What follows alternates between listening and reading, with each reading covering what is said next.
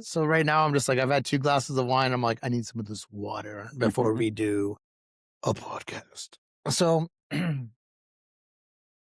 well, happy you're doing this. This is I'm really looking cool. forward to this. I've been excited ever since you said, "Yeah, I'm gonna be making my way out that way." It's a good time. I'm super excited and hope you all are excited too. Welcome to another episode of No Politics, No Religion, the podcast. Tell us your story. Today we have a great guest. All our guests are great. They're all super special. That's why they're on here to hear their journey. This one tickles me pink because there's an unexpected friendship. Our guest today is the one and only Bradley Cummings. He is a legend and he is a man after my own heart via the way of the palate. Bradley, how are you, man? Doing good, man. Good seeing you. Good to be When was the seen, last time I man. saw you? Was that around the Texas Wine Jam? Was that the last time? I've seen you once since then. Okay, I've seen you once. I came with so a friend, that's right.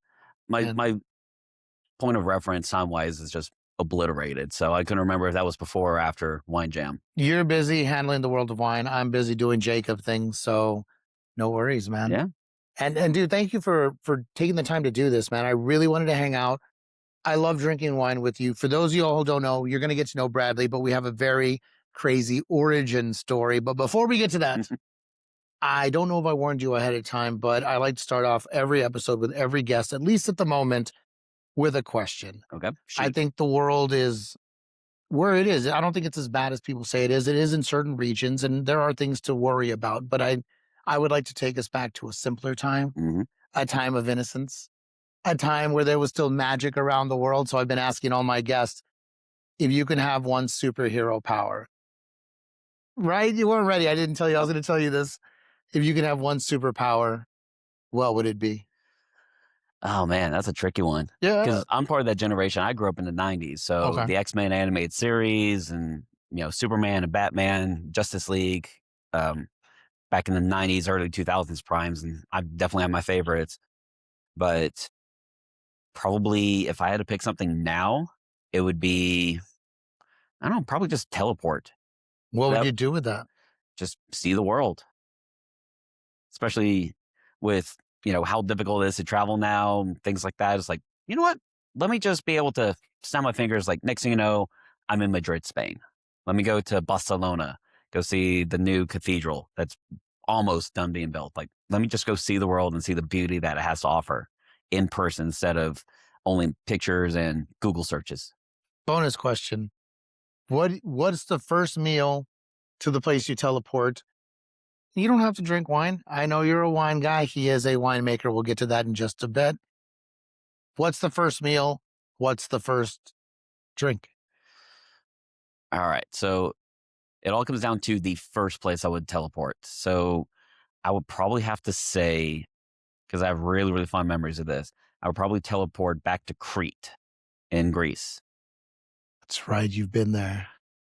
Um, One of my favorite meals was from this little um, family owned restaurant. It was basically this family's house. And it was the simplest thing. It was fresh bruschetta with spaghetti tossed in olive oil and garlic and salt and pepper, fresh watermelon, and then honey puffs, which, if you've never had them before, they're basically like a little bastard child of a sopapilla and a donut. Okay. And just fresh honey on top of it. And they were decadent. And that whole trip was about 18 years ago this summer. And to this day, I still remember that whole meal being just enjoying every single bit of it, going up to the mom and just giving her hugs and kisses. Like, thank you. This was one of the best meals. It's like, that's probably what I would have. And then my first drink, I'm in Crete. I got to go for a Greek red at that point. Okay. Any So, particular Greek red? Or um, just let the locals say it's this? probably whatever the locals have. It wouldn't surprise me if it's like Aeritiko or something like that, which is a Greek red wine. So whatever they have there, I'll drink it. That's awesome, dude. So, in case you haven't figured it out, Bradley is a winemaker, and our origin story is up for debate. We both have two very different stories. And here's the thing, he's corrected me a few times. And on the drive over here, I still wasn't sure. You still never get it I right. still never get it right. 6 years later, you still don't get the story right. And you've corrected me. And I'm like, and then I tell the story again about how we met. And he's like, so that's his version. Let me tell you what happened. So one of the reasons I want to have him on the show is because A, he's a wonderful man. He's very talented. He has ambition. And when I said he was a man after my own heart, is he is driven by flavor and experience. I don't want to talk for you. I think that's You're good. something safe. It's 2019. I'm in Adelaide, Australia. 2020. 2020. It was 2020. 2020, right before the world 2020. ended. Oh my goodness. 19 is when I got into wine. I met you. That's why you were Elvis to me. You're like, I'm here to be a winemaker. And I was all like, let me touch your butt. Thankfully, that did not happen. It hasn't happened yet. Better move that wine away. Yeah, I know. So I ended up doing a comedy show, and we're doing Gordo's Comedy 10th Comedy Parlor. I'm over there doing my thing and doing a little bit of crowd work. I asked the crowd, anyone been to the States? And some people are like, yeah, we've been to the States. And then I do the whole thing like, hey, well, I'm from Texas. Anyone been to Texas? And there's this guy in the front row, which for the record, I know this is incorrect, but this is the way my memory has processed it. And I was like, anyone been to Texas? And you're like, I'm from Texas. And I'm like, oh, that's crazy, whatever. And I lost my mind. I stopped the show, like in the middle of a comedy show. That part is true. Mm-hmm. I did just be like, I'm sorry, everybody. This is crazy. You don't understand. I'm across the planet. And they were all down. They were like, cool, we'll let you go on your journey. And it turns out he's from Texas. We go out afterwards, hang out. I say, hey, you got friends in us. And he tells me why he's there. And he says, I'm here to become a winemaker.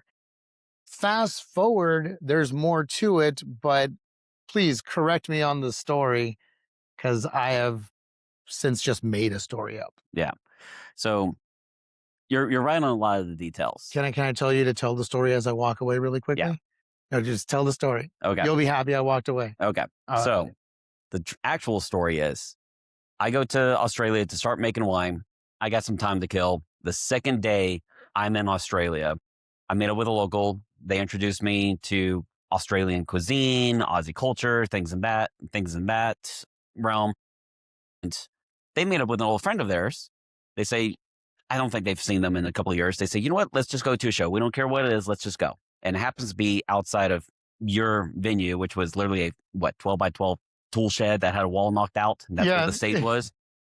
And so we pay for a ticket. We wait for a second. I say a second, a couple of minutes, waiting for the next show to start. We go in. We're sitting second row from the stage, and you're greeting everybody as everyone comes in, kind of chatting with us. And then once it gets to be pretty full capacity, you start doing your bit. And you start making comments about how you're from Texas. And this friend that I'm with, she just looks at me and she's like, y'all are bloody everywhere. And you start making similarities between Texas and Australia. How if the heat or the wildlife don't kill you, the bogans will, aka the rednecks. And everyone got a laugh out of it. And then you made another comment talking about Australian life and Australian culture. And you gestured to me thinking I'm Aussie. And you go, you know what I'm talking about, right, mate? And I just sit there. I just raise my hand. I was like, dude, I'm from Texas. He stops the show and was like, dude, what the hell are you doing here? I was like, I'm here to make wine. I freaking love wine. What part of Texas are you from? And I grew up in a small town called San Saba, which is, it's only known for two things. It's the self-proclaimed pecan capital of the world, and the actor Tommy Lee Jones was born there. And he has an equestrian ranch on the outside of town. That's their only claim to fame. That's a big one. Mm-hmm. And so I'm thinking he has no idea where San Saba is. So I say, I'm close to Austin. More excitement comes out of you because you're like, I fucking live in Austin. What part? Oh, my goodness. You're telling the story so much better than me and accurate. Yep. And you said, all right, what part of Austin? I'm like, 90 miles northwest. His response is, hit me up after the show. We got to fucking talk. And so he's kind of thrown off his groove. He gets back on it, finishes the set. We chat for a little bit afterwards, and you have a show immediately after. You're like, I'm sorry, man. I got to go back to this. And so that was the end of that on the first night. Second day, I go back to the festival grounds, meet up with JJG, and he kind of introduces me to like the cotton candy lady and then like someone else kind of around. Oh, that was Julie. Yeah. I introduced you to Julie. Yep. And so we kind of chat a little bit, and you had other things to do, and I had my little hangout I had to do. And that was pretty much it. That was mid-February 2020. And I started working in my winery, and I'm down there making wine in McLaren Vale, South Australia. And then COVID hits, world ends, everyone's being told, go home, wait 2 weeks. We don't know what's going on. I see it takes you like 70 hours to try and fly back home. Yeah. Something ridiculous. Yeah, it was a trek. Yeah. I hang out in Australia for another 6 weeks, hoping things work out. things didn't work out the way I wanted to. I come back, go back to my initial winery, and just kind of think of that as it.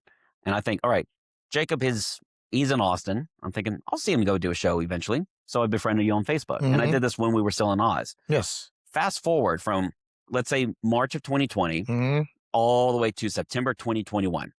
I am now a winemaker at a now closed down winery here in the Texas Hill Country, in wine country, and I'm having a rough week. I'm like, my harvest isn't going the way I wanted to. I'm stressed out. It's like I can't do anything. Like I'm just upset. I see on Facebook Jacob's filling in for a friend of his Mhm. at Vonovia, which is a really cool winery, really good guy that owns it, Daniel. And I'm thinking, you know what? I haven't seen this guy in 18 months. We were literally on the other side of the world. I'm gonna go see him.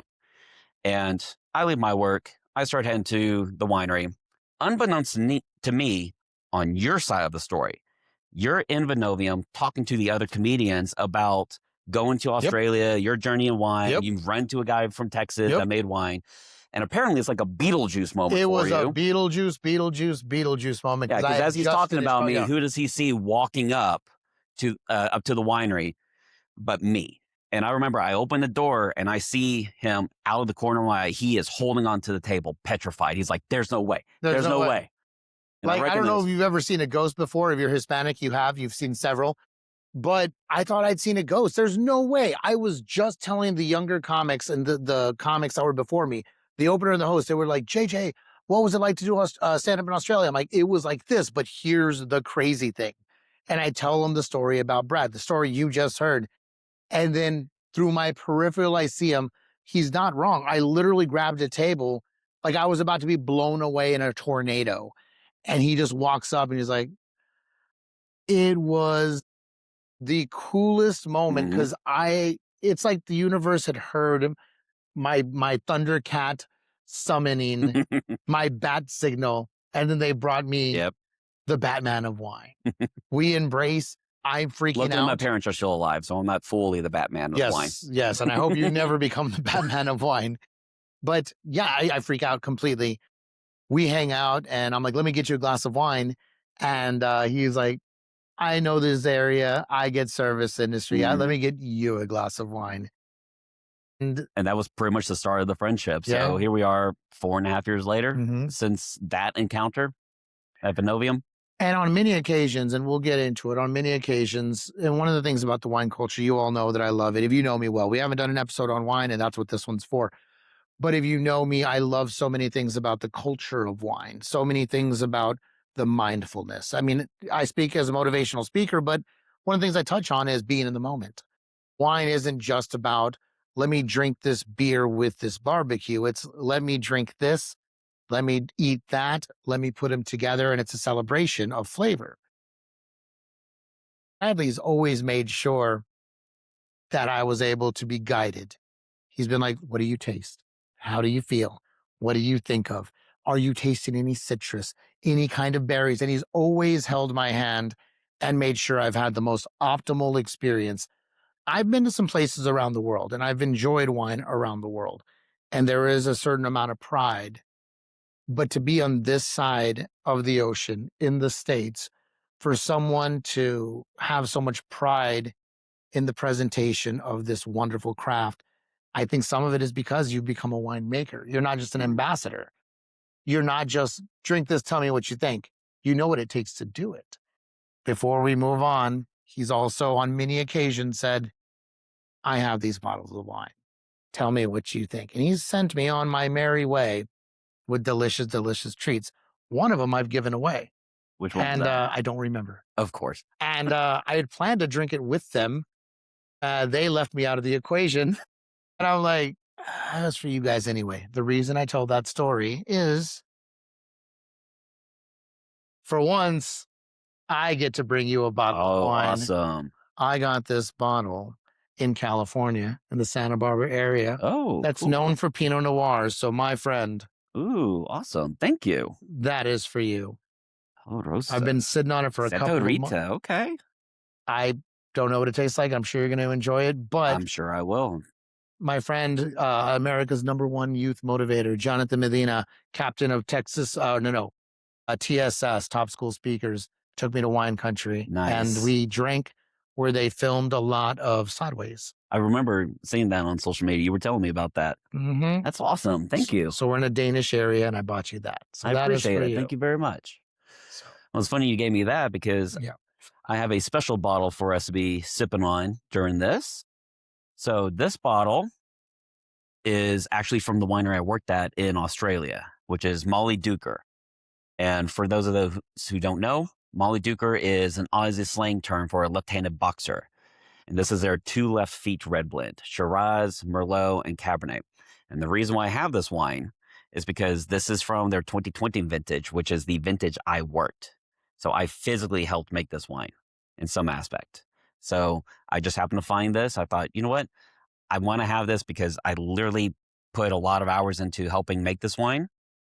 And what a better way to celebrate our friendship and the whole story behind it than having some wine from when we were in Oz together. this is Christmas for me. Christmas on steroids. It means a lot. Wine is a very emotional. I can't speak for you. I'll speak for me. Mhm. It's a very emotional thing. Not to forgive me. I got to do the proper pouring method for Oh, this the wine. color. Look at that So color. if anyone from Molly Duker saw this and I don't actually do this, they're going to kill me. Um, because everything that they do is left-handed theme. So they have this thing they call it the Molly Duker shake. So what you do is you pour a little bit of wine out, that we get a little bit more air in here, and you give it a shake with your left hand. So that way you can actually aerate it. Actually helps open the wine up. So I'm not going to shake it for too much because I definitely want to give this a taste, but there we go, my friend. And we'll just go ahead and top that one up. This is crazy to me. I am having the best time already. All right. Cheers, my friend. Well, chin chin.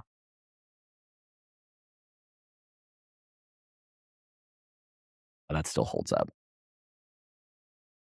Oh my goodness. This is one of the issues I have with wine. I almost don't want to drink it Yep. because of where it came from and what it means. And when he says he had a hand in making it, the process of making wine, like other things, it would take pride. If you help build a table or erect a church for a small community, every time you walked by, you'd feel a certain sense of pride. This traveled across the planet. It reminds me of that movie, No Country for Old Men. Mm. This quarter has been traveling for 27 years to get to you. Yeah. And this wine is a 2020 Yes. and it's a blend. And I really like that Shiraz is in there. Have you taken a sip yet? I have not.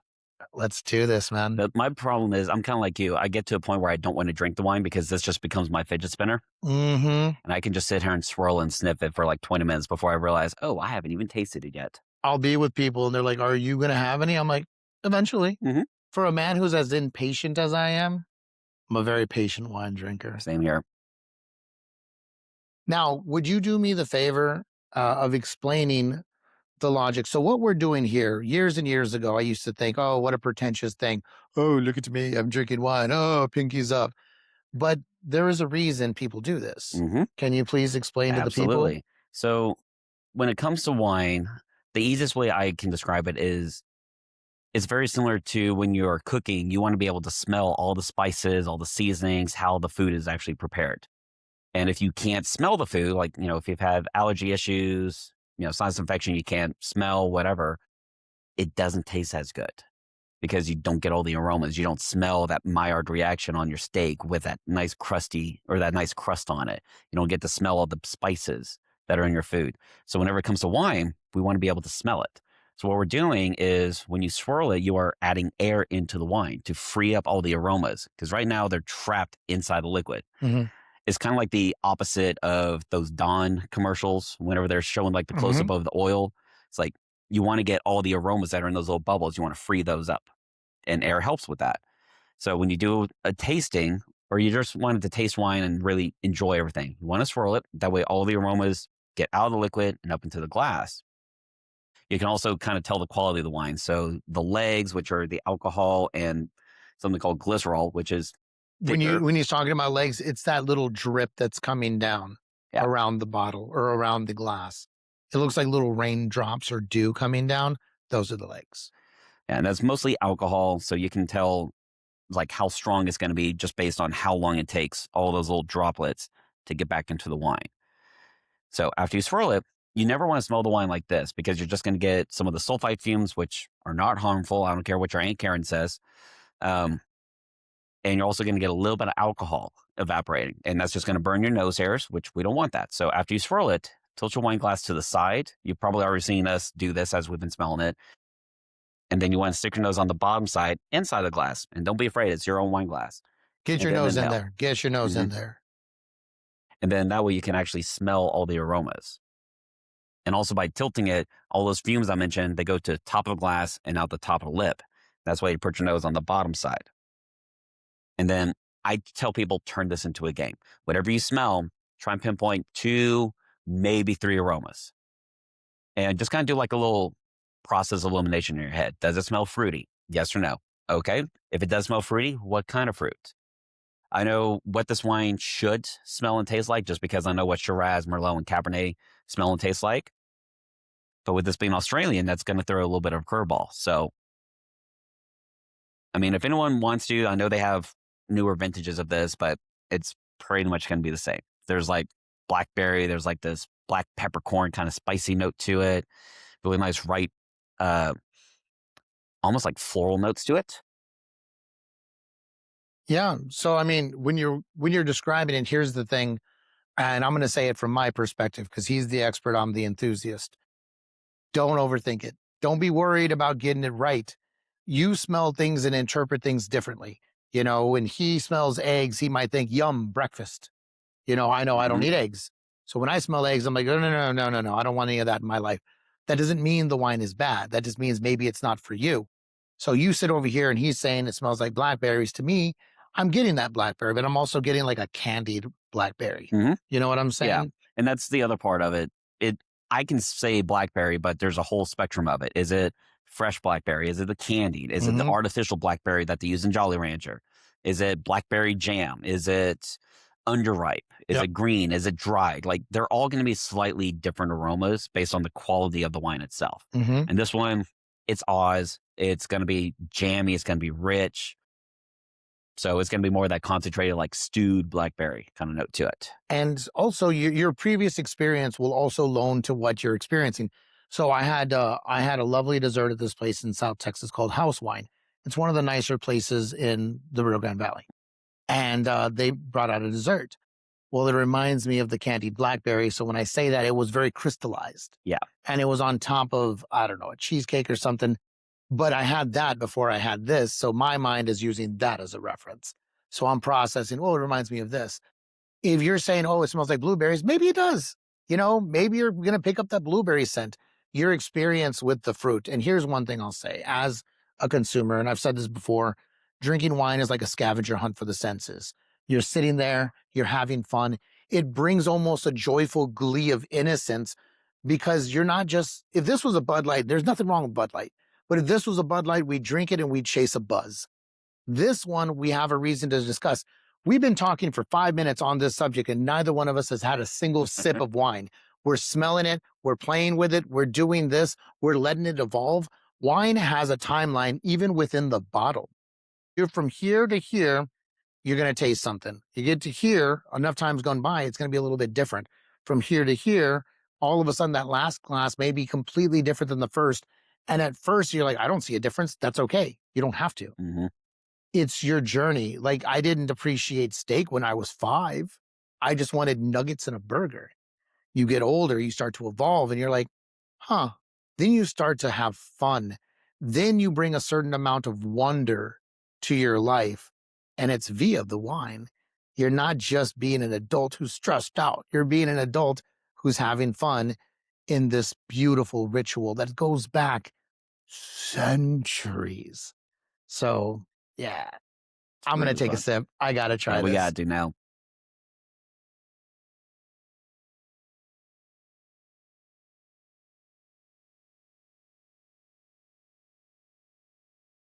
That, That's good. that, That aged very well. mhm. And the crazy thing is, they kind of advertise their wines drink it within like 3 or 4 years. Like they want it to be drank nice, young, and fruity, and that's just a solid one they go for. But I could probably hold on to that a little bit longer and still be fantastic. Since we're on that subject, we'll let this go. People have heard through TV, and myself, I'm no different. People talk about aging wine. Hmm. They're like, "Oh, I had a 1964 Le Fond de Donk," and it was. What is your opinion and your take on the aging process? Because I think a lot of people out there think old makes it good. So there is a culture of older wines being some of the best wines. I mean, there's that saying, women age like fine wine. So it's like the older they get, the better they're going to get. And there is some truth in that, depending on your relationship experience. Maybe so, maybe not. I don't know.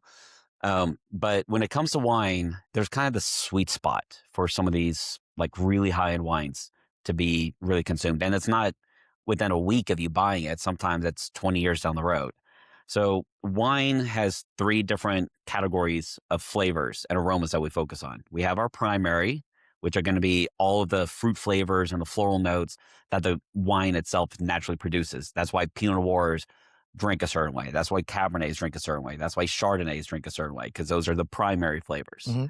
Then we get into our secondary flavors, which are winemaker influence. So did it go through something called malolactic conversion, where it mellows out the tartness and it kind of rounds out the flavors of the wine. So it makes the drink almost a little bit more like milk instead of like watery tart juice. Hmm. Did it go through oak aging? Did it have any lee stirring? There's all these different little aspects to it, and that's just the secondary note. Hmm. So that's winemaker influence.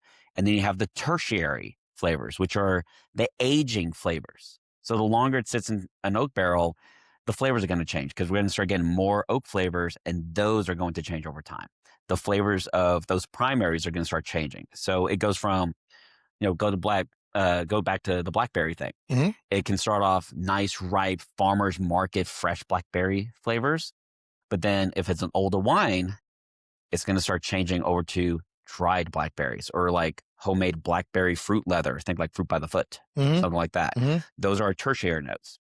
So we kind of categorize the secondary and tertiary notes together, and then we have our primary. So imagine there's like this chart, and the primary flavor is very intense, very vibrant, top of the scale. Tertiary, very, very bottom. And as time passes, the fruit flavors kind of start to diminish. So they kind of start going downward. At the same time, those tertiary and secondary notes are going to slowly kind of start to increase. And there's this point, and depending on the wine, it could be 5 years, it could be 10, it could be 20 years down the road. There's a point where they intersect. And that's kind of that sweet spot. Or another graph would be like a bell curve. Older it gets, the fruit flavors are going to kind of mellow out, and they're not going to be so intense. They're not going to be that jammy. It's not going to be those sweet wines. Sorry, my Valley people, RGV gals, they want diabetes when it comes to wine. Oh, I cannot stand that. They want diabetes sweet wine. So, like, you basically have to make a sangria and make it to where Wilford Brimley has to go on overdrive with his diabetes for some of those. And Diabetes. I'm sorry to throw you all under the bus, but like, I've had some of those chicas up here. And it's like, even my pre-made sangria is still not sweet enough for them. It's like, orle way. It's like, Yeah. I don't know how y'all do it, but that's their forte. Hmm. I'm not throwing shade. I just have to throw that as an example. It's true though. They want something sweet, and a lot of people want that to be. It's lean towards Kool-Aid, Yep. and yeah. And I blame the U.S. history behind that. And I can elaborate that on in a second. But there's that bell curve. So the older the wine gets, again, fruit flavors kind of mellow out. Those tertiary, secondary notes kind of start to increase. And at the top of that bell, that's the ideal time to drink. Because now we still get the fruit. We still get the tertiary notes. We're getting more of the secondary notes. So it's this perfect harmony of multiple layers of flavor. It's not just fruit. It's earth, it's floral, it's spices. It's all these different flavors that are working together in harmony to deliver a smooth and delicious wine.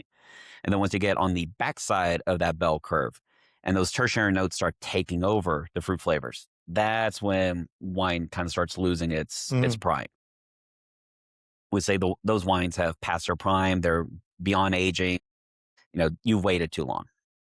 So it is a gamble. There is no strict rules on it. It just really comes down to how do you enjoy your wine? Do you like something that's a little smoother, kind of like how this one's worked out?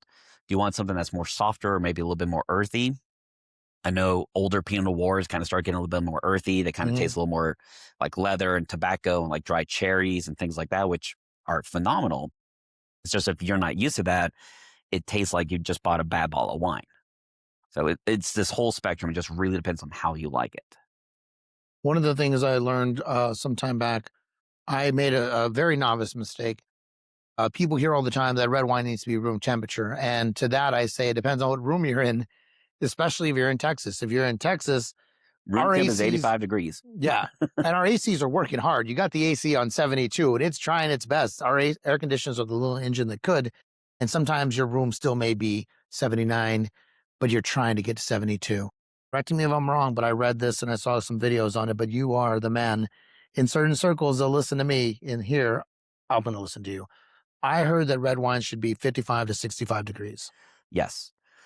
Your lighter bodied reds, so Pinot Noir, Beaujolais, Gamay, Morgons, things like that, Agariticos, those need to be a little bit colder. Maybe not as low as 55, maybe like 58. And that helps kind of highlight those fruity notes in the wines, and it just kind of makes them smoother. Your fuller bodied wines, your Shiraz, your Merlots, your Cabs, Deep Syrahs, Tannats, those can be a little bit warmer. Mhm. Those can be in the low 60s, 60 to 62. So my typical rule of thumb is if I want a bottle of red, and I did this for us too, I just put this guy in the fridge for 20 minutes, just enough to get it from room temp, which where we're at now, it's typically like 72 degrees. Mhm. I just put it in the fridge to just try and get it down to the 60s. And then I just let it sit, maybe come up just a hair, but it's still got a little bit of chill and Yeah. it's super smooth. So one of the things I started doing, and because I take my wine, look, if I go somewhere and order wine, it is what it is. But if I'm drinking it on my own and I'm in my room and I got my little mini fridge next to me and I'm watching a rom com and I'm feeling all the feels, I put it in the fridge for just a little bit. If you're wondering, how do I know what 65 degrees feels like? How do I know what 58 degrees feels like? Rule of thumb is this. This is at least what I've been doing just on common sense. If your table feels a certain temperature, that's room temperature. If you touch the bottle and it's a little bit colder than your armrest or your table, Mm, you've reached the 60s. You know what I'm saying? You're yeah. just kind of, if it's cool to the touch, you don't want it crisp. I made the mistake a few years ago when I was learning about wines, shortly after I met you, and I was digging a little bit different in the price ranges. I'm like, okay, I'm buying $13 bottles. Now I'm buying $15. Now I'm investing in 17. Let's get crazy and get a $25 bottle of wine. The reason I thought that was crazy is because I come from the world of drinking until you're drunk. With wine, if you're a whiskey drinker, a liquor drinker, it's going to take more than a bottle to get you there. And I don't want to spend $35 on a bottle that's barely going to scratch the itch. Now I get buzzed really easy. But I didn't see any difference between my $13 bottle and my $35 bottle. Then I got a $27 bottle. And there was like 4 days in a row that I bought different bottles from different regions and they all tasted similar. My room is hot. I was making soup. All of them tasted like alcohol. I'm like, they just taste like grape and alcohol. That's the reason you chill it just a little bit. That's the reason you get so you can taste what it's supposed to be. If you make it all hot, then it's all just going to be like, well, I ended up drunk and sad because Sandra Bullock died. You know, I don't know what movie that is, and I hope she never dies. it I just made up a scenario. I'm like, not putting that evil on her. So yeah, the temperature is important. is. It is Yeah. for sure. What about white wines? White wines, they definitely need to be colder. Those probably in the upper 40s to the 50s because white wines, a lot of them are very aromatic. They're Mhm. very perfumey. So if you ever open a Pinot Grigio or an Albarino or Rieslings, Moscatos, you open that bottle, you pour it into glass, all these aromas are jumping out at you. So the colder they are, the more aromatic they're going to be. And part of that also relates to how white wines are made compared to reds. Like white wines, we ferment them cold so that we can keep all those fruity and aromatic characteristics in the wine. So the colder it is, it's going to help all those aromas jump out of the glass. So when you're swirling and smelling it, it's beautiful. It's a nice bouquet of different aromas. Mm. And it's funny you mentioned that because I feel like now's the best time to mention it. Because white wines and rosés need to be chilled, and even reds. whenever it comes to a wine glass, never hold it like this. Thank Please, you for saying that. please. I was gonna bring that up, but I'm like letting you run I with feel the like this is like the baton. perfect transition into it. So Hmm. with the wine glass, there's a reason why they give you a stem. So if you're holding it like this, your hand's going to warm up the wine. And if we're talking that, your favorite Moscato or your favorite Pinot Grigio, you hold it like this, because you're getting caught up, BSing with, Miss Stephanie or whoever. Next thing you know, it's not going to be as aromatic because your hands warmed it up. All those aromas are like staying inside the glass. So that's why they give you the stem. And again, when you're swirling it and you want to smell it, just tilt it to the side and enjoy everything that the wine and the winemaker has put into the glass for you. Hmm. I want to add on to something that he said, but you don't want to heat it up. Someone like me runs hot. I may be sweating, I'm not dying, but Texas, a big boy, and I've been sweating since birth. Me And too. you do that, you're going to warm up your wine. That also applies to the reds because you don't want it to turn into soup. Also, another thing that's something I learned early on, you start doing this, and if you're actually starting to enjoy the wine for what it is, and you're looking for the fruit, and you're trying to figure out what is this, like leather? Is this hay? What am I? And you're having fun, just like you're getting to know the bottle because it's down to here. Another reason you don't want to do this is, what if you just went to the restroom and washed your hands? You wash your hands, you put on sanitizer, you ended up removing Cinnabon from your niece's face, and then you smell it, and you're just all like, well, it smells like icing. No, it doesn't. That's your thumb. Your Hmm. thumb smells like icing. So I'm not trying to be a super purist about it. At the end of the day, have the fun you want to have, but at least enjoy what it is. You don't want to be like, oh my goodness, this pasta tastes like avocado. It's like, no, you need to clean your teeth better. Like you still have avocado in Yeah. your teeth. So Yeah. Somebody got the flaws after they had that avocado toast. yeah, exactly. Which, by the way, hey, California, good job. You did do a good job with that avocado toast.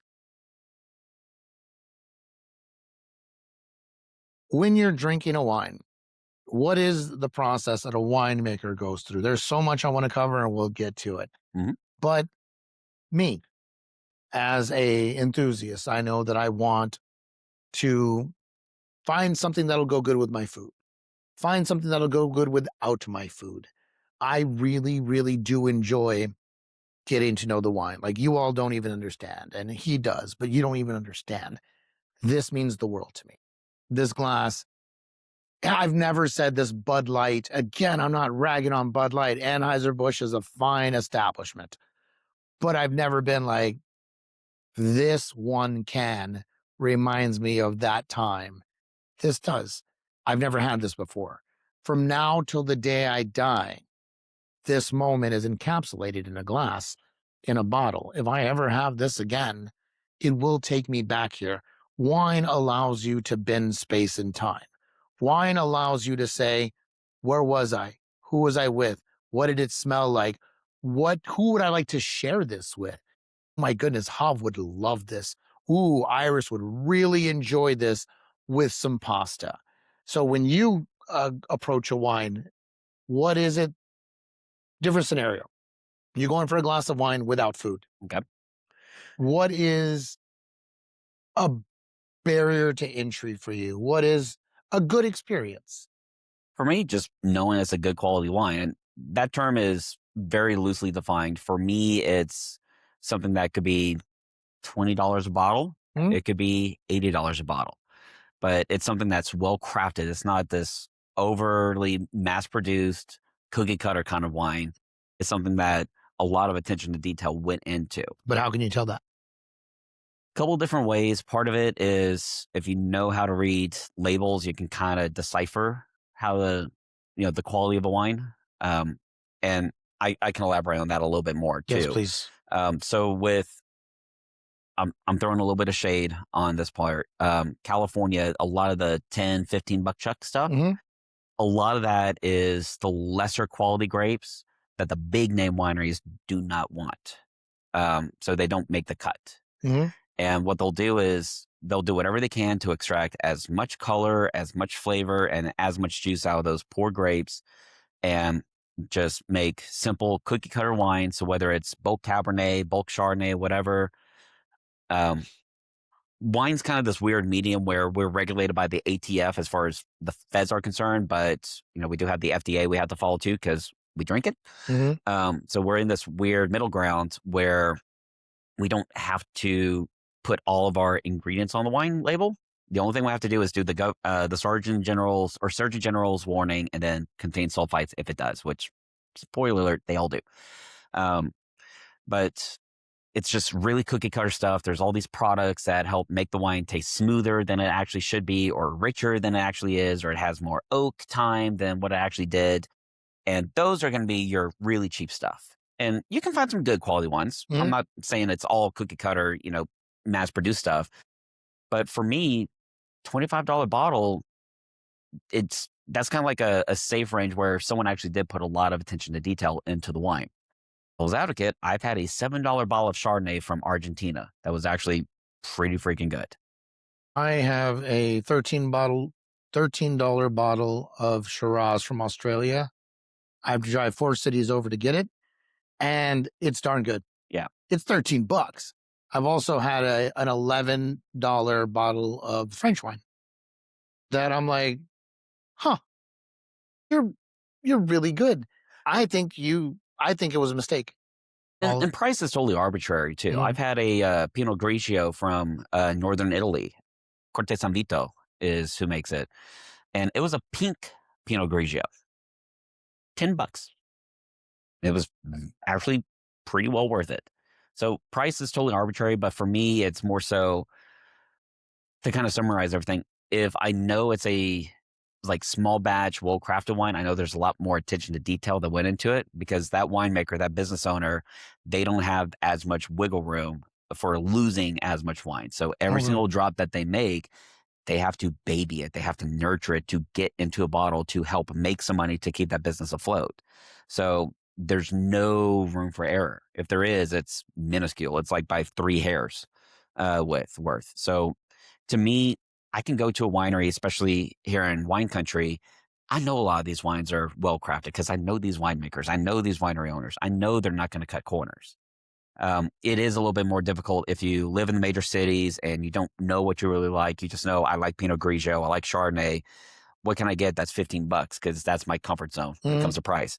And if that's your comfort zone, that's fine. But I kind of take it up as a challenge to kind of push people outside of the comfort zone just to see what it is about certain wines they like and find something else that could work for them. So I love that, and that was so beautifully put about they can't mess up. They need to keep their business afloat. Coca-Cola can have a bad can every so often. You're Hmm. not going to stop drinking Coca-Cola. These small batch wines, there is something special. I know a lot of people who are friends of mine like to support local. And that's one of the cool things to do. If you're getting a small batch of wine in a small area you're not familiar with, you may not be local to where you are, but you are supporting a local small business. It's one of my greatest wine experiences ever was a glass of Chianti I had in Florence. Hmm. I bought it's a whole story, but I'm not going to tell it. Uh, I had 2 glasses of wine for €8. And you couldn't convince me that there was a better glass of wine than that wine. The setting, the ambiance, the vibe, the guy who served it to me, everything was so special. I nosed it, I tasted it, and I was on the verge of tears because wine allows you to experience things. But I do want your take for these people and myself. There's if you all don't know, there's new world wine and there's old world wine. Could you explain to them what the difference between the 2 is? Yes, And then we'll go from there. I can. So for context, these were terms that master sommeliers and all these wine critiques and judges and connoisseurs use to divide the world into what Europeans made, and which is what makes all of our wines. This is where Zinfandel and Chardonnay and Cab and Pinot all come from. They all come from Europe. So Old World is mostly the European wines. Okay. Old World is, all the colonized nations. So South Africa, Chile, Argentina, America, New Zealand, Australia, in places that these wine grape species or these varieties aren't native to. They're crops that we brought over to try and monopolize on it. That's new world. Yes. You said old world. Yeah. So Old World is the European stuff. New Yes, World. yes. Yeah. Okay, Sorry. good. Just to make sure if I missed it, you all missed it. Hey, I've been drinking. Yeah. So New World is the new colonized countries. So again, the Americas, Australia, New Zealand, South Africa. And then old world is the European stuff. These are older terms that most wine critics aren't really using anymore.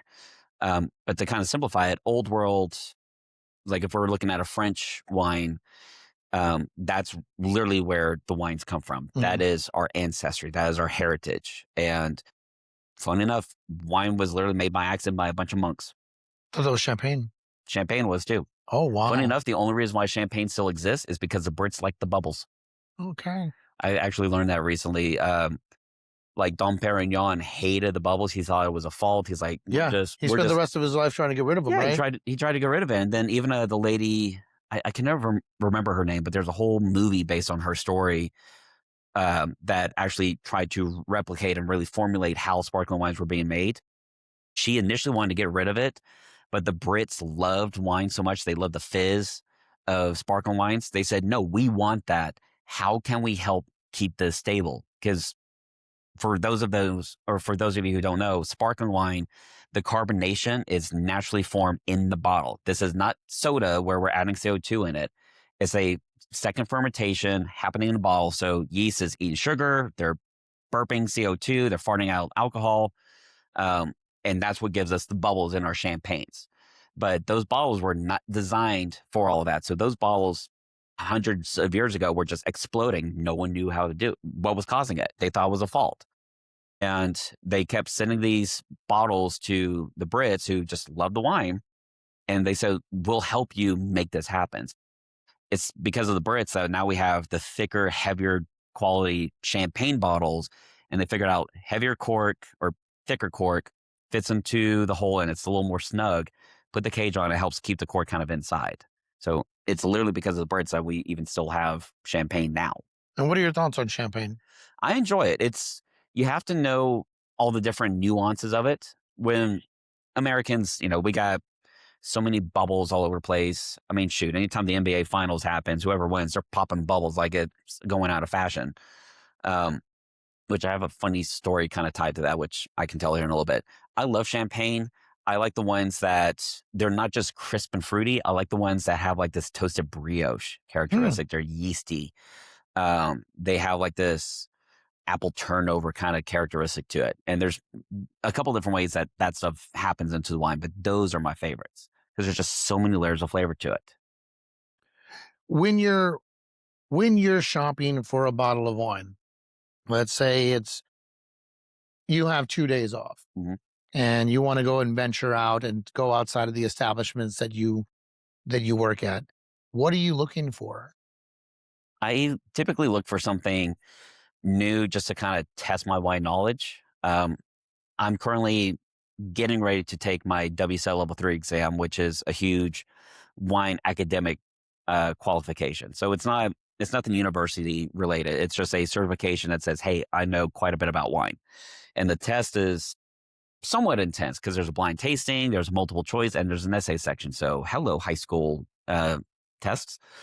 Um, and we go over different wine regions around the world. So anytime I go over that material, I take a couple different wine regions that we just covered. So whether it's Mendoza in Argentina, or we're talking uh, Barbera d'Asti or Barbera d'Alba in northern Italy, or we're talking Burgundy, whatever, I'll go to a total wine and I just walk up and down the aisles and I just look at the label to see if I can remember exactly where that bottle came from in that part of the world. And if it piques my interest, I'll buy it just on a whim. It's kind of like a gamble. Mhm. Um, I look at wine purchases, especially in that case, or even if I'm just wanting to try something new to see if it pairs with a steak I'm going to cook at home. It's like, it's a bet. It's like, Mhm. I am betting 20, 30, $40 on that bottle that's going to be delicious with my steak. And sometimes you win. Sometimes you may say, you know what, this is actually worth, $80. Like Mhm. I'm in the black on this. Sometimes you break in, it's like, it's good. I don't know if it's worth $40, but it's good. And other times you're like, man, this should have been like a $15 chuck. So it's a gamble. You're basically betting however much you're paying for that bottle that it's worth that quality. And your definition of quality is going to vary depending on your experiences. So you brought up something I wanted to discuss was pairing. What is pairing and how do you go about it? Because I know a lot of people feel very insecure about it. Mhm. I've heard people talk about it. They're like, I mean, I would want to, but I just don't know if they go together. And I've said if you like this and you like that and you enjoyed it, then it goes together. Yeah. But can you describe from your perspective what is pairing and how do you go about it? So pairing to me is you're pairing like wines with like style dishes. Hmm. So to kind of simplify it, you're not going to pair a Pinot Grigio with a super funky blue cheese Right. because they're just polar Now that opposites. sounds gross. Yeah, exactly. Now you could go for like a really nice spicy Syrah. That could work with a blue cheese. Mm. So what you're doing is you're trying to find different foods. So whether it's, a salad with a certain vinaigrette or, grilled shrimp with a certain seasoning, steak, desserts, whatever, you're wanting to pair something with a wine where the food itself is going to complement certain characteristics. So perfect antidote. So we're recording at my work. This is one of the wineries here in the Fredericksburg area, and we do cheese pairings. Hmm. I happen to do a cheese pairing for a couple of our wine club members today. First cheese is a chef. It's a peach chipotle chef, which is amazing. It's freaking delicious. There's a reason why I'm not allowed in the kitchen anymore. Okay. And we pair that with a more dry, crisp, acidic white. Think like Sauvignon Blanc, Pinot Gris, Pinot Grigio. Now, some of these, when he's saying they're more acidic, think of orange, lemon, citrus. Yes. Think of that. Just because you just said acidic, I want to make sure to break it down in layman's terms. Kind of think of it like a wine if it's like really, really strong lemon juice. Mhm. Kind of like that. Like it's that kind of like really tart, kind of makes your mouth water and kind of pucker up at the same time. Those are what we call acidic whites. Um, and the reason why that particular pairing works so well is because the lactose, the milk sugars in the cheese mellows out that sense of tartness in the wine. It's like when you're making homemade lemonade. If you start off with all this lemon juice and just that much sugar, like at that point, you might as well eat the damn lemon. Mhm. Versus the other way around, if it's all the sugar and just a little bit of lemon juice, just give me lemon drop candies, cut off my toes, give me diabetes, call it a day. Right. So it's this balancing act. And the other thing is the fat that's in the cheese also helps kind of act as like a protective layer on the Mhm. mouth.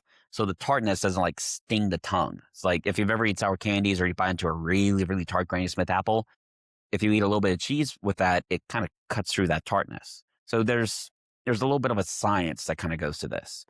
Going into reds, there's that classic pairing. Red wines work really well with red meats.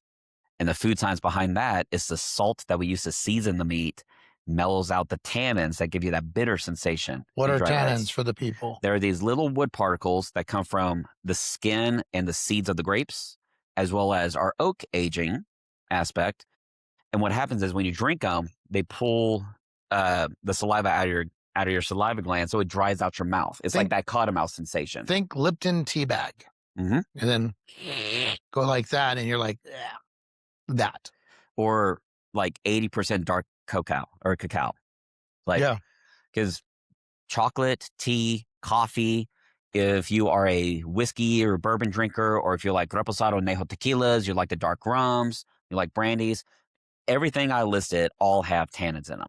We just don't notice it in our chocolate because what is most of the chocolate here in the US? Milk chocolate. We got milk fat, we got sugar. You don't notice it as much. Dark cacao, it's going to be bitter.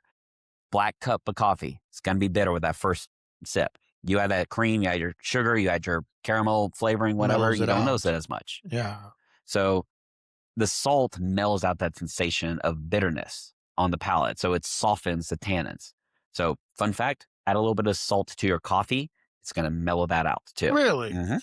Okay. Yeah, Alton Brown, the famous celebrity chef, he even has his own little versions. Like, yeah, anytime I make a cup of coffee, I just add like a quarter of a teaspoon per 2 tablespoons of grounds, and it mellows out the bitterness. It softens the tannins in the wine. When you're making the coffee. Yes. Okay. When you're brewing it. So if you're using a Keurig for whatever reason, or, however you make your coffee, the way he does it is it's 2 tablespoons of grounds and it's like a quarter teaspoon of salt. For me, I just get whatever few grains I can hold in these 2 fingers. I just sprinkle it into the actual brewed coffee, stir it. I'm set. I have friends I'm going to share that with. That is a really, really good recommendation. I don't drink coffee just because of the energy. Mhm. I love the way it tastes. I just don't eat it. Yeah. I'm just But so you're talking about pairings. You want to put them together. You said what complements them. What is something that I normally don't ask this question, but I will for you. You can go anywhere and have any dish, what are you having? Oh, shoot. And you're going to pair it now. If So I'm going to pair it, let's just say tomorrow night you have something to anticipate. You don't have to list a location. Tomorrow night you have a meal to anticipate.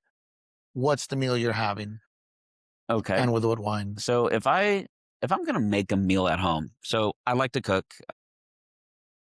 I would probably have to go for lamb chops with a Cabernet Franc. Okay. You turned me around on Cabernet Franc. On Cab Franc. I got you, bitch. Yeah, you did. Yeah, you did. I had a prejudice against it. I had some. It was too much for me. It was too earthy, too mossy, too aggressive. Like it was like almost like subtly aggressive. It was just lurking in the mist. And I'm like, I don't really like you. I would have some great French blends that it was the background character. Yeah. If you're like telling me 80% Cabernet Sauvignon, 10%, 15% Merlot, and 5% Cab Franc. I'm like, cool, you can be a background player. Mm. But whenever I had it on its own while I was experimenting, I was like, oh, man, it took me half the bottle to just get over it. You at another comedy show were like, I'm having Cab Franc, try it. I'm like, no, thanks. You're like, give it a shot. Was that the one over at Theory? Yep. Okay. Yep. So, yeah, I gave it a shot. And that's the thing. So let's talk about this because you got grapes like Cabernet Sauvignon that you've heard of, Merlot you've heard of, Chardonnay you've all heard of. Chardonnay, everyone knows like Chardonnay, soccer moms. But Let me talk to your manager. yes, let me talk to your manager. But let's discuss how just because it's a Chardonnay doesn't mean it's going to taste the same everywhere. Just because it's a Cabernet Sauvignon doesn't mean that's the same flavor you're going to get. Again, much different than beer. Shiner is going to taste like Shiner regardless of what part of the nation you're in.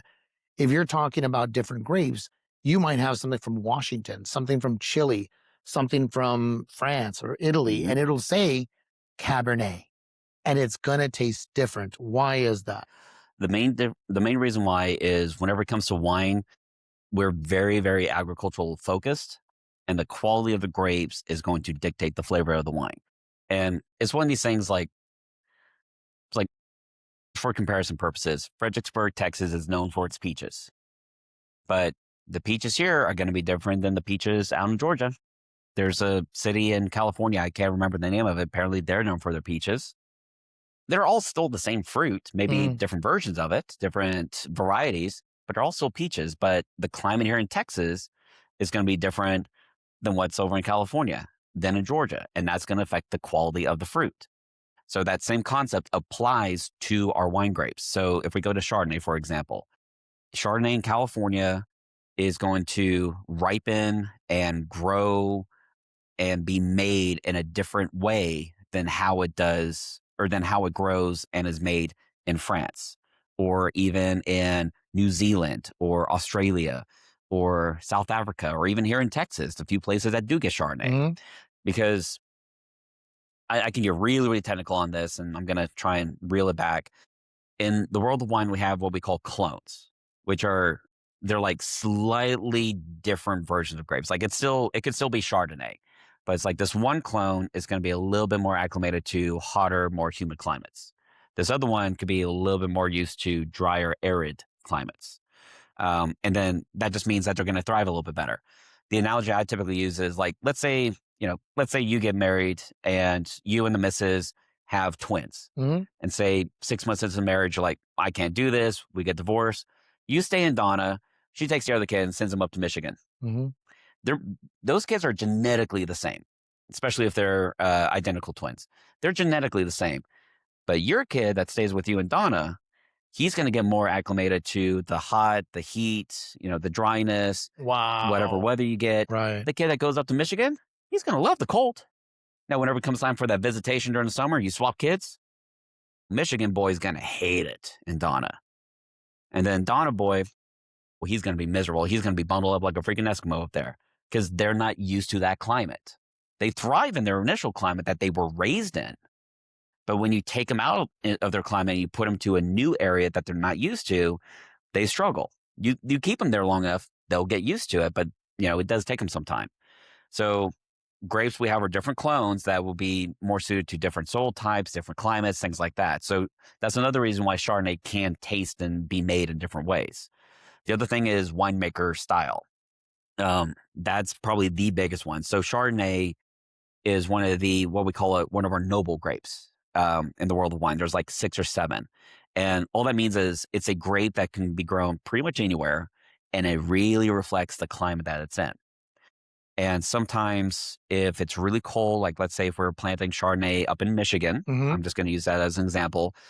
It's not going to ripen quite as much as what it will in Napa Valley or here in Texas. So those are going to be really, really tart. They're going to be really crisp, citrusy notes. Think like green lemon and like key lime and like Granny Smith apple. It's going to be that kind of stuff versus a Chardonnay that's being grown here in Texas where it's a little bit warmer.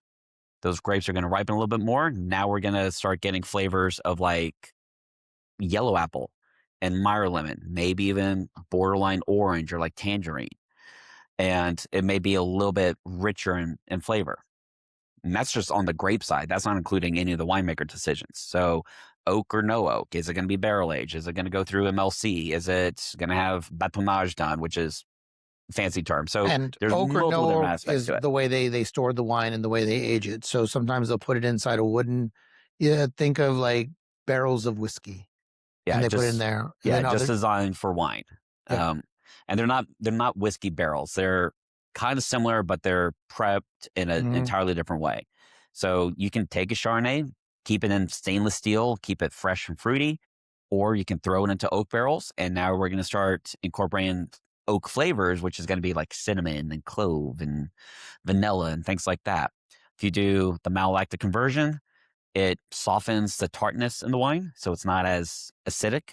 And then because of that, you tie that in with the oak, these different chemical compounds start to form and starts producing these flavors of like butter toast or just pure butter. Though that's your Aunt Karen's typical Hmm. Chardonnay. Hmm. And a lot of people like that.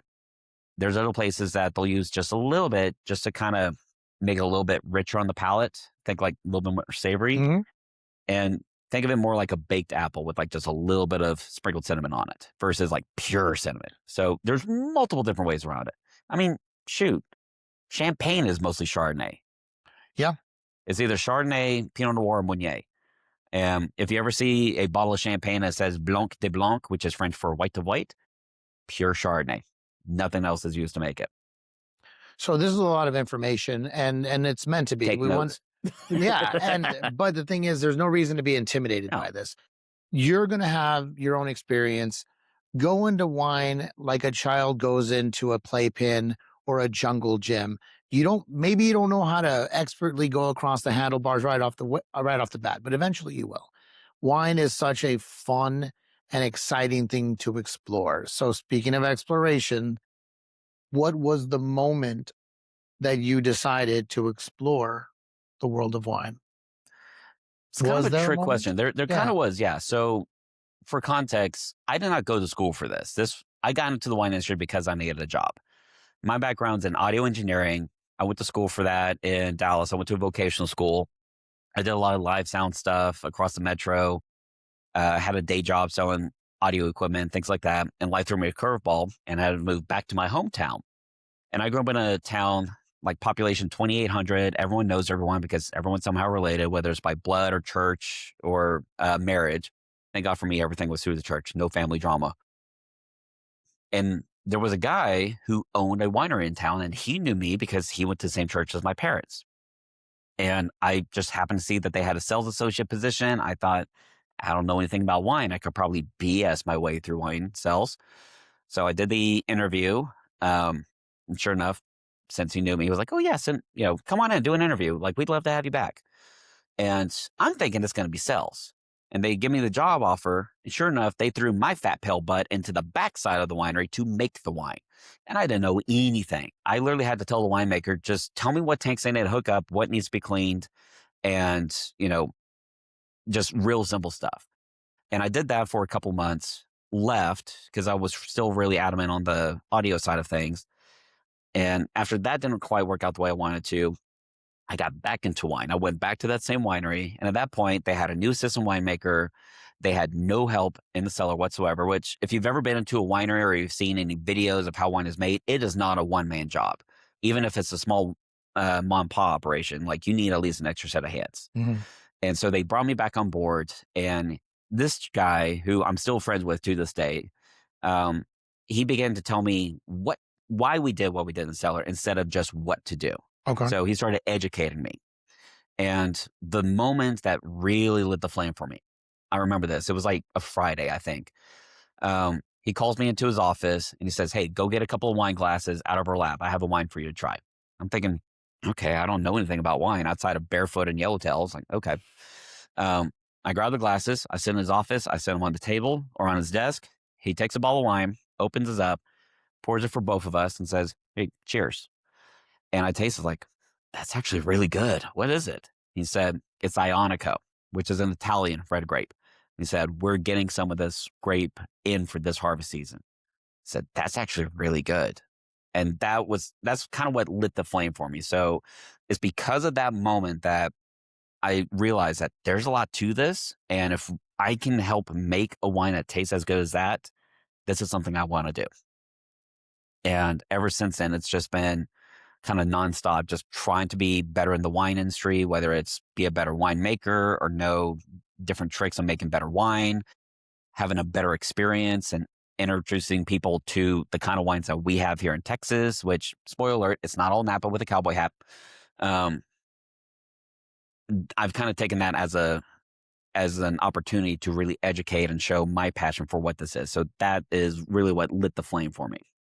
So when you say that, and I'm glad you brought that up. So people have an expectation. They say, "Oh, I only drink French wine." That's fine. If you've tried everything and that's all you do, that's great. I only drink California wine. That's fine. That's what you like. That's what you like. But don't don't shortchange Texas wine. I spent a little time before thinking I knew a little something until I realized this area tastes like this area, that area tastes like that area. You helped walk Mhm. me through that. And it's such a pleasure and a gift to try different things. It's like I've had people tell me, "Oh, Italian food was too plain." Well, not really. No, It tasted like the thing it was supposed to taste like. It was too tomatoey. Well, their tomatoes taste different. It only exactly. had salt and pepper. It didn't need much more. I compare it to It's crayons. simplicity. Yes. Yeah, we don't need to doctor it up just because we can throw all these spices and herbs and cook it different ways. It takes away from the nuance and the freshness of the food. Yep. So if we get back on the wine topic, for example, the analogy I use, and funny enough, it sticks to the Italian food thing, is like if you do go to Italy and you go to one of the restaurants or one of the passeritas in Rome, if you go in there expecting it to taste like your local Olive Garden Mhm. or Buca di Beppo or whatever, you're going to set yourself up for failure. Yep. And that is the same thing with wine. It's the same thing with any sort of food. It's the same thing with any sort of personal experience, museums, shops, whatever. If you go in expecting it to be exactly like your favorite shop Mhm. in your hometown, you're not going to enjoy it. So I have to tell people plenty of times, whether it's here or shoot, I'll even help people at Total Wine because apparently I need to work there now. Yeah, I help Um, people at Feldman's and Weslaco. I'll just be like, "Here's what you're gonna wanna have. What are you doing? Is yeah, the birthday party? How many people? What are you eating?" I have done that 4 times at Total Wine. It's like I see someone lost in one day. I was like, "Do you need help finding something?" It's like, "Well, I want something that's like a Pinot Grigio, but I don't want to stick to a Pinot Grigio. Here, Pinot Verde Albarino. Enjoy." I should have gone up to the help desk and like, "Do you guys have an application?" Anyway, Yeah. but um, totally on a tangent. Now I lost my train of thought. No, you were just talking about, you're setting yourself up for a bad Yeah, experience thank if you. yeah. Yeah, so like if you come to any different wine region, if you go to New York, you go to the Finger Lakes, you go to Long Island, you go to Michigan, you go to Willamette, you go to Napa, wherever, and you expect every single wine that's going to be poured for you to taste like your 15-buck chuck that you see on the shelves at United or HEB or Specs. It's like you're setting yourself up for failure. So, like for us, where I'm at right now, we are in the second most visited wine region in the country. There's more people that visit this part than that visit Sonoma, Willamette, Walla Walla, New York Finger Lakes, and Virginia. And we're number 4 in production, or I think we're pushing number 3 right now. So we're getting up there. But if someone comes into my area, especially my winery that I work at now, and they say, "Oh, I really enjoy Caymus Cabernet," well, you're kind of out of luck Or I really enjoy Chardonnay. Well, Mother Nature does not like us that much, so Chardonnay does not exist. Oh, I really enjoy Pinot Noir. Well, you guys want to go to El Paso? Because there's some Pinot being grown out there. You're Mhm. not going to see it here Right. unless you go to one of our wineries that is bringing stuff from the West Coast. Well, and I've said that before. It's like don't go to a steakhouse expecting good vegan food. Exactly. You don't go to a vegetarian place and say, "How's your brisket here?" Hmm. Let people shine where Yep. the spotlight is there to You don't shine go on. to that Mexican restaurant expecting those enchiladas to take like or to taste like your tias. Nope. You do not do that. So you you have to have an open mind. Like wine can be very overwhelming because there's just so much to it. There's multiple ways Relax, of making wine relax. and things like that. And there's multiple different types of grapes. And I think that's what throws a lot of people off. And I understand that. And I'm not trying to scare anyone away. But at the same time, if you understand why you like a certain wine, so if you understand why you like a Chardonnay, if you understand why you like a Pinot Noir or a Cabernet, if you take that component and you say, all right, I know I like Cabernet because I like how smooth they can be. I like the richness of an oaky, buttery Chardonnay. If you say that, any of your servers, if they are really knowledgeable and they know their products, they can find something that fits that profile for you. Or shoot, go to specs and say, if they have their, wine connoisseur on site or in house, Total Wine, a lot of people there are knowledgeable. Just say, hey, I know I like Chardonnay. I know I like the smoothness of it. I drink this one. I want to try something different. What do you have? And they should be able to find something for you. I found this whenever I'm traveling. I remember doing this a lot in Italy. People think like, oh, they all speak English. Not all of them. Not all of them. There was plenty that didn't. And that's fine. They're not supposed to. It's Italian. But I said, what is it that you like to drink? They get that. Mhm. They're just like, hey, just like, what is it that you like to drink? And I had the best results every time, Yeah. every single time. I didn't even have an expectation flavor wise because I had zero idea what they were bringing me back. I wasn't like, it needs to taste like a Cabernet. Yeah. Nope.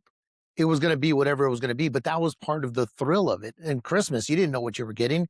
You kind of hoped, but I didn't know what I was getting. And they served it with such pride. Just, oh, here. And she sat there, this one particular, for instance, and watched me take my sip. And she just like let me do it. And then she just sat there like, yeah, you like that? You like that, dirty boy? And I was like, I do. I do. Don't be intimidated by wine. I really, really, and I have no vested interest, but I love the world of wine so much. I want other people to be able to explore it. I want them to be able to come in and join this club that we have of people who are flavor enthusiasts, people who are like, how do I share this? People who want to be able to say, that was nice. And come, don't be afraid. Try it. Ask questions. Most people in the wine industry aren't snooty. In my experience, they've been very easy to help you out. So, final thing, what would be your recommendation or prescription to someone who's about to enter the world of wine? Prescription like how? Like resources No, or just what would be your invitation to someone who was a little bit, I don't know about this. give it a try. Give it a try. If anything, if you want to maybe do like a little bit of research, so to Mhm. speak, and just to kind of have somewhat of a grasp on what wine is, there's a book I typically recommend people to get. And there's no partnership here. I'm not doing this to make a commission. This is literally a book I feel like is a great resource. It's called The Wine Folly, and it's FOLLY. Oh, with Madeline Paquette? Yep. Yeah. Yeah, Madeline does a really, really good job. So really it is does. a book that it breaks down wine very, very user friendly. So it goes over how wine is made. So you have really cool illustrations. It goes over how wine tastes. So, the whole sensors on your tongue. There's a couple of pages where it talks about food pairings. So you can actually kind of see like, oh, this kind of wine works really well with this kind of cheese or these veggies or these proteins. Very, very user friendly. But this is the part that really, really comes in handy. A good portion of that book goes over 100 different types of wine. So Cabernet, Bordeaux blends, ESM, Eritico, Zinnomarvo, Champagnes, like the list goes on and on and on. But the way it breaks it down is there's a little illustration that shows you the structure of the wine. So how sweet, how tart, how bitter, how flavorful, how much alcohol.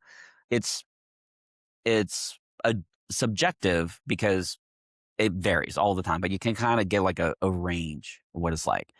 It shows you typical flavors you'll get in the wine. So going back to Italy, Chianti, Sangiovese. It shows you Sangiovese is going to have tomato, Bing cherries, basil, cedar, and maybe clay pot. And it has cute little illustrations for it. And not all of them are going to taste like that, but more or less similar. Right. You got a ballpark. Yep. They give you a quick description of kind of what the wine will taste like, a little description of great food pairings. And this is where I really enjoy this. At the very bottom of that page are wines. It's a little section that says wines you may also like, and it gives you about 5 wines very comparable to it. And then after that, it goes over all the different wine regions around the world. So the Australia wines, New Zealand, South Africa, all the stuff in France and Germany, things like that. It also kind of breaks it down to where you can understand how those European wine labels are read and the quality of those.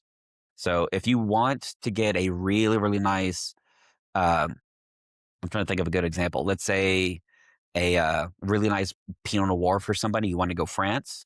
Depending on your budget, you could go for like Macon Village, Bourgogne Village, or you can get an actual like Chambertin, which is a little higher up. You could get a Premier Cru, you can get a Grand Cru. Again, just depends on how much money you want. Mhm. And it really breaks that down for you. And it's like 20, $25. She does really good videos on social media that just kind of keep you educated. Anyone who wants to just be a little bit more knowledgeable in their wine knowledge, even if you're just trying to figure out what bottle at HEB or United you want to buy, that isn't your go-to $15, Stella Rosa Sweet Red. Like, just get that book, just kind of glance through it, read it at your leisure. It's not something you're going to read from cover to cover. It's a resource book. Okay. Um, so just kind of glance through it whenever you're curious about something, and then take that knowledge and apply it to the next time you go out and buy a bottle of wine. Hear that? Did you hear that? Was the golden ticket to let you into the world of wine. I'm going to tell you, Bradley, thank you so much. I feel like we can sit here forever, but I also want to save some for the next episode. Yeah. So I want to drink some more of this. Absolutely. And you all, seriously, thank you all so much for being with us on this journey. We're doing more and more episodes of this podcast called No Politics, No Religion. On behalf of myself and Bradley Cummings, the winemaker, and my dear, dear friend, you all stay out there, be cool, and keep shining. Cheers.